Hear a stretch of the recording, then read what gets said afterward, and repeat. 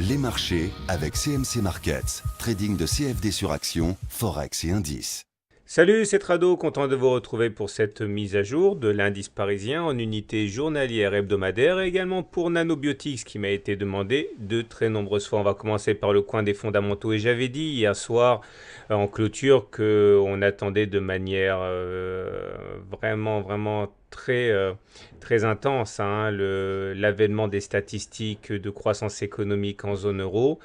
Ces statistiques sont apparues en début de séance et ils se sont révélés, on va dire globalement conformément aux attentes. Alors, on attendait, on craignait une baisse pour la croissance française.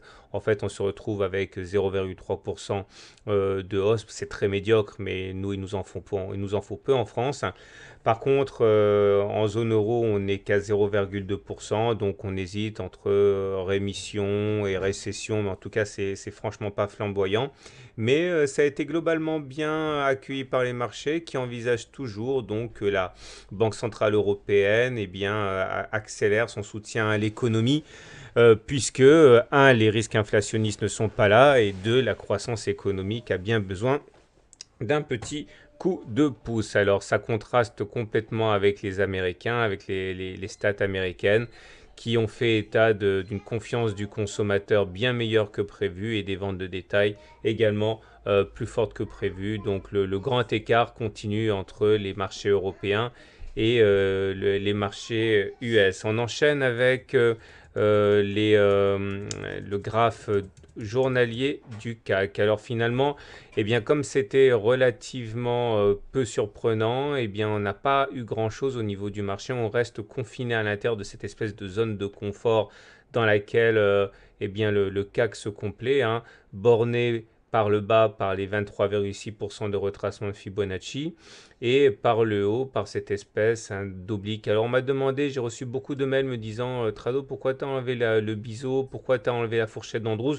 Ben, tout simplement parce que le canal qui passe en fait par ces points-là, les points hauts étaient un petit peu redondants par rapport à la fourchette d'Andrews, mais de manière générale, vous voyez que ça correspond au même tracé. Et sachez que lorsque l'on réintègre une fourchette d'Andrews, eh bien, elle redevient active. D'ailleurs, ça se voit bien ici. Donc, je l'ai remise là pour alterner un petit peu, mais les deux sont valables, le canal comme la fourchette d'Andrews.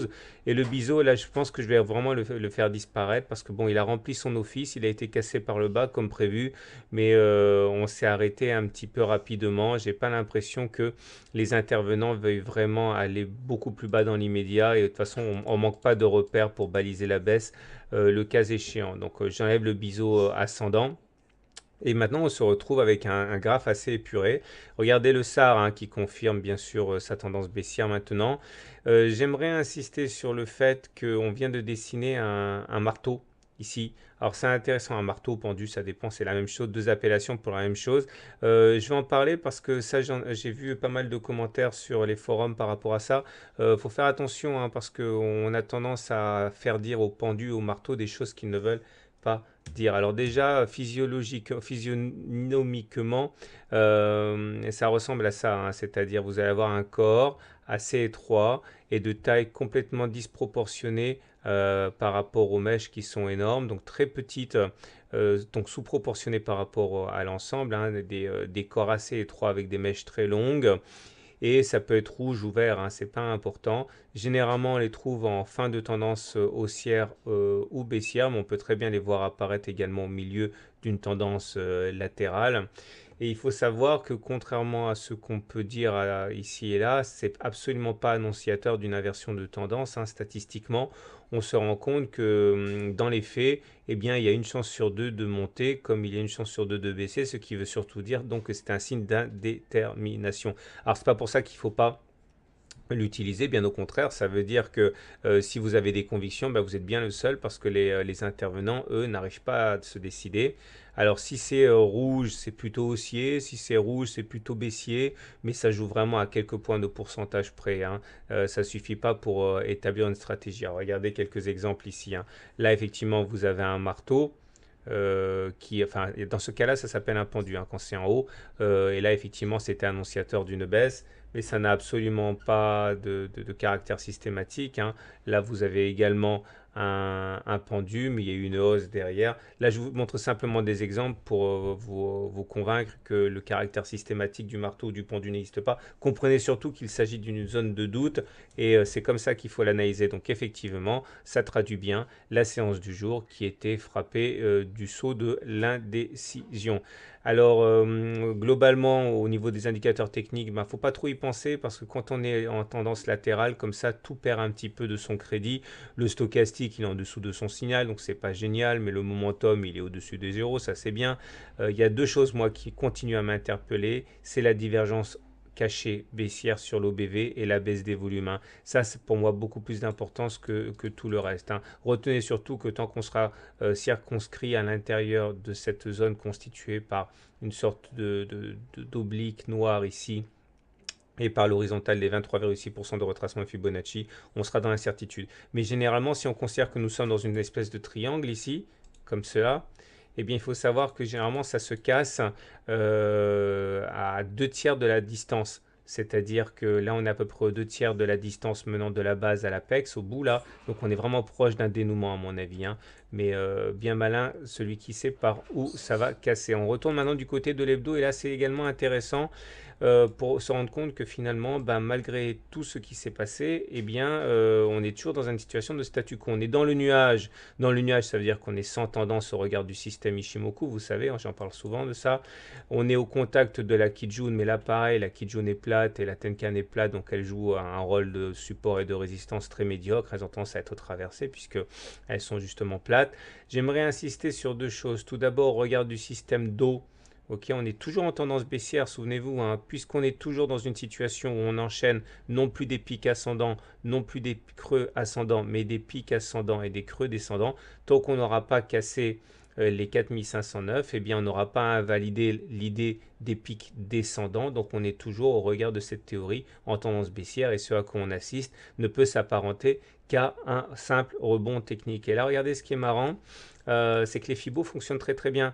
Alors les fibos, vous prenez une jambe de hausse ou de baisse, n'importe laquelle, et vous tracez, ça se trace tout seul en fait, hein, vous prenez le point le plus haut, le point le plus bas, et vous voyez que c'est le niveau des 61,8% de retracement de Fibonacci qui fait la loi là. Clairement, on a connu une baisse très conséquente de 4510 à 3780. On est venu rebondir, passer les 38,2. Une fois qu'on a eu passé les 38,2, on est allé chercher les 50. Une fois qu'on a eu cassé les 50, eh bien, on est allé chercher les 61,8%. Mais là, nous sommes donc face à une résistance assez importante. Si on arrive à clôturer au-dessus des 61,8%, on pourra envisager effectivement d'aller chercher assez facilement les 76. Mais pour l'instant, on est plus proche d'un refus de résistance que d'autre chose. Donc méfiez-vous, hein.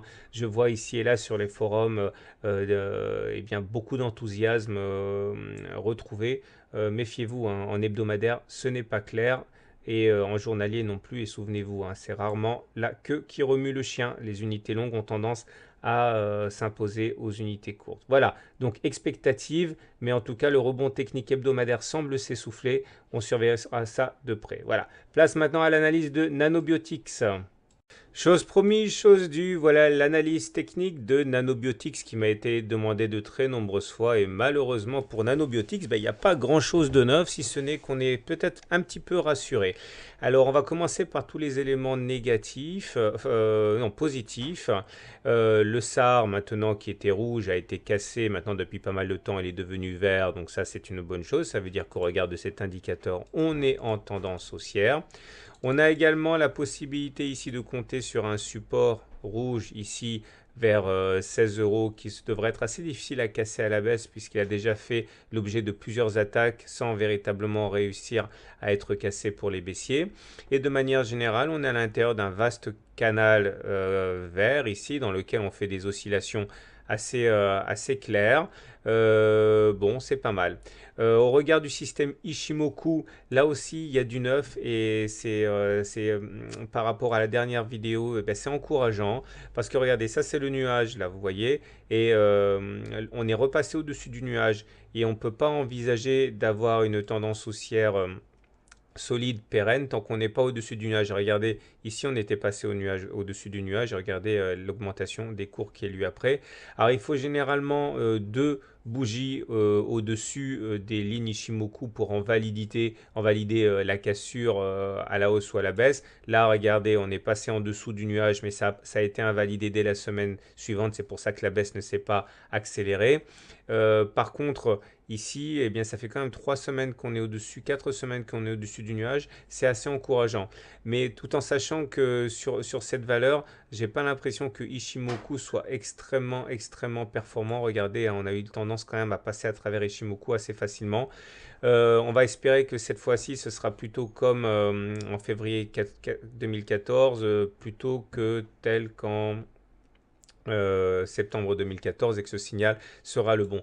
On remarquera également le travail de SAP, de la Tenkan et de la Kijun hein, qui s'avèrent être des résistances à la hausse. Je pense que si on arrive à clôturer au-dessus de la Kijun et de la Tenkan, donc pas comme ce qui s'est passé cette semaine, puisque cette semaine on a réussi à se hisser au-dessus, mais finalement on s'est écroulé en fin de semaine. Si on arrive à clôturer au-dessus des 20,4, ça pourrait être un signal très positif, d'autant que il y aurait confirmation de la Chinku ici qui est au-dessus des courses, qui renvoie un signal assez positif. Donc au-dessus du nuage, au-dessus de la Kijun, au-dessus de la Tenkan, au-dessus des 20,4, ça pourrait vraiment être une bonne plateforme, une bonne rampe de lancement. J'aimerais terminer maintenant avec une analyse purement d'eau, hein, de nano. Vous savez comment ça fonctionne. Hein. Tant que vous avez des pics qui sont ascendants et des creux qui sont ascendants, on est en tendance haussière. Et à bien y regarder, l'attaque baissière qui s'est achevée il y a 5 semaines a échoué à faire basculer la tendance. On est in extremis, mais on est toujours au-dessus lors de ce creux qu'on l'a été lors de ce creux-là. Donc on a toujours des pics et des creux ascendants et ça, c'est pas mal du tout. Surtout que c'est corroboré par une étude des volumes. Regardez les volumes. On voit que chaque fois qu'on inscrit un nouveau pic, comme ici, ou là, j'ai oublié de mettre une zone cerclée, voilà, ici. Eh bien, chaque fois qu'on inscrit un pic, on a des volumes qui sont ascendants. Ça crédibilise la hausse. C'est-à-dire que chaque fois qu'il y a un pic, ce n'est pas un épiphénomène. Ça veut dire qu'il y a véritablement de la conviction haussière avec des volumes. Et ça, c'est assez encourageant également. Par contre, les creux, ici, se font avec des volumes assez faibles. Ça aussi, ça veut dire que les baisses manquent de conviction et c'est plutôt pas mal.